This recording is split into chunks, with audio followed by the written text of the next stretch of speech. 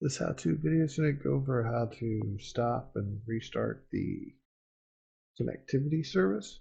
So you can be asked by a tech or told by a technician that you just need to restart that connectivity service. So this will show you how to do that. So we go into the VT3000 core software. We're going to be under Control Center, which is under Administration. So Administration, Control Center. And then we want to go here to Applications. And the service you're looking for is this connectivity WCF. So over here is the properties of it. Essentially, you just want to hit this square stop icon. And now it could go like this to where it means it's attempting to stop. It's not really giving you any information. What you want to do is just hit refresh. And then now you should see the message that it stopped. Now we've got this play or start button.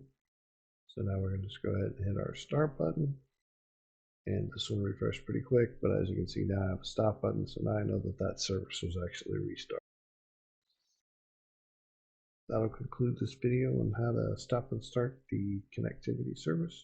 Look forward to talking to you again.